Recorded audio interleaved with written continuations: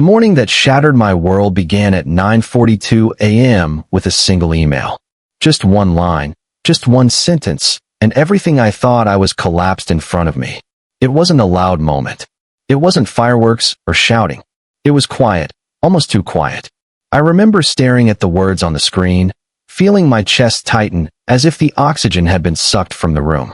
My voice trembles even now when I think back to it, because I never wanted to hurt anyone.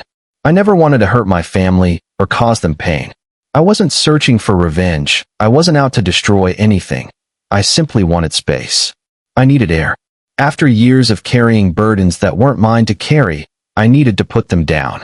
That one short message, though, became the beginning of something I never expected, a painful but necessary rebirth of who I was. It all started with a vow.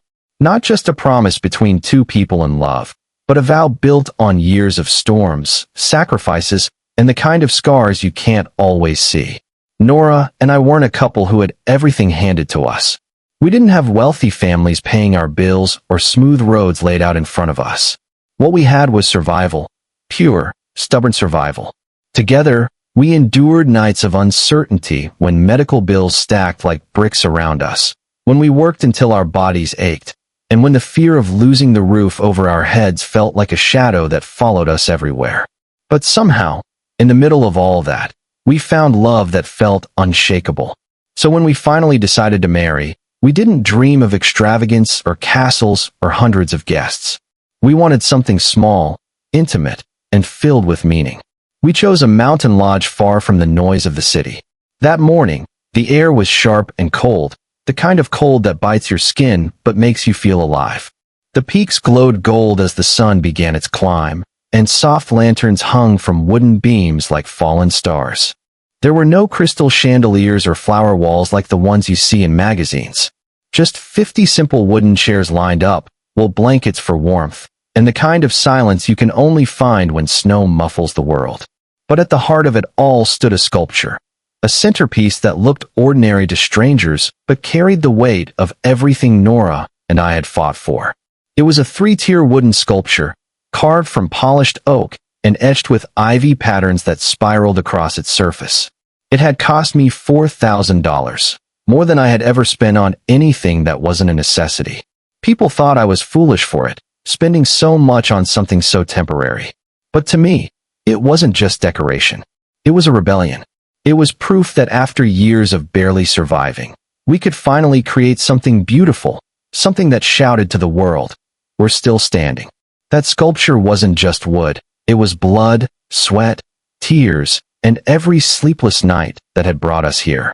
I can still see Nora's smile that morning, her cheeks flushed pink from the cold, her laughter carrying through the crisp air like music.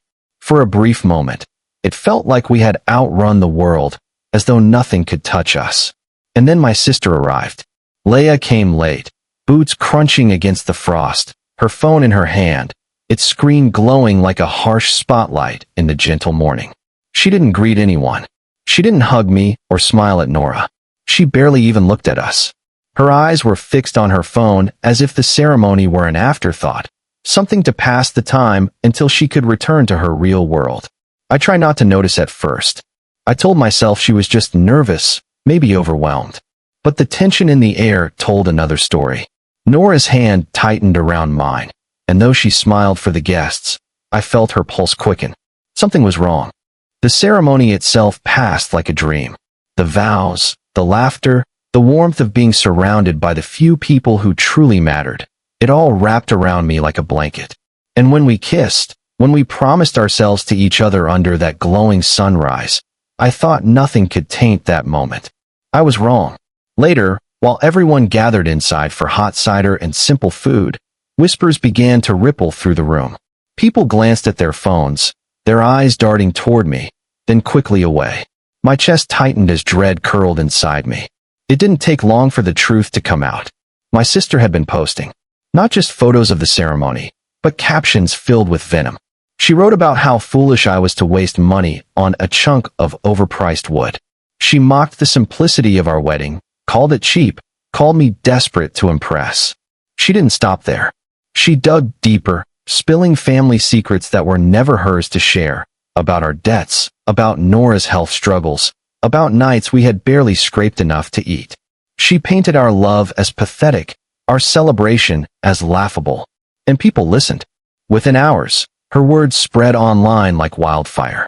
Friends who weren't even at the wedding began to call, their voices filled with pity or curiosity, never support. Strangers left comments, tearing apart something sacred before it had even fully begun. My stomach churned as I read the words, my hands shaking, my breath shallow. It felt like watching someone set fire to your home while you stood powerless outside. I confronted Leia, of course. My voice broke as I asked her why. Why she would do this on the most important day of my life. Her response still cuts through me like a blade. Because you don't deserve happiness, she said coldly, her eyes flat, unfeeling. You think you're better than the rest of us, wasting money, acting proud. Someone needed to remind you of who you really are. It wasn't just cruelty. It was betrayal. A betrayal so deep it shook something inside me that I hadn't realized could still break. Nora cried that night, her hands pressed against her face, whispering, "Why would she hate us this much?" And I had no answer. I sat there, holding her, trying to keep her safe from the storm I had let into our lives. The days that followed blurred together in a haze of shame, anger, and exhaustion.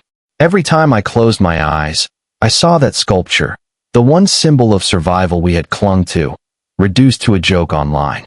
Every word my sister had written clawed at my chest until I could barely breathe. I tried to push through. I tried to work, to smile, to pretend it didn't matter. But the truth was, it mattered more than I wanted to admit. At night, when the house was quiet, I sat alone with the glow of the fireplace flickering against the walls. I thought about the boy I used to be, the one who dreamed of building something meaningful, the one who wanted to carry his family even when his back was breaking. That boy had died the moment my sister turned my love into entertainment for strangers. I whispered to the shadows, "I don't know who I am anymore." But slowly something shifted. Grief, when carried long enough, begins to transform. The pain hardened into resolve. If my sister wanted to strip me down to nothing, then I would rise from nothing. If she wanted to remind me of where I came from, then I would use that very place as the foundation for where I was going. It wasn't easy. Healing never is. Nora and I fought, cried, and sometimes nearly gave up on each other. But we also held on tighter than ever before. We poured ourselves into rebuilding, not just our reputation, but our spirits. I began working harder, not for revenge, but for freedom. I poured myself into every task, every job, every chance to prove that we were more than the cruel words written about us. Years later, when I finally stood in a new home, one we had bought with our own money, filled with laughter, photographs, and dreams, I realized something. My sister had not destroyed me. She had only forced me to face the parts of myself I had been too afraid to confront. She had lit a fire that nearly consumed me, but instead, I used it to forge steel. And though the scars remain, though the memory of that betrayal will never fully fade, I can finally breathe. I can finally stand in the life Nora and I built and say, with steady conviction, that we are still standing. We always will be. I am not her villain. I am not my own hero. I am simply Alex, a man who finally understood that love does not mean carrying someone else's chaos. Love sometimes means letting go, even when it hurts. If this story touched something inside you, I'd love to hear your thoughts. Have you ever reached a breaking point where you had to walk away to save yourself? Share your story in the comments. I read every single one. And if you want more powerful and real stories like this, make sure you subscribe. Together, we can build a space where voices like ours are heard, where we remind each other that walking away isn't weakness, it's strength.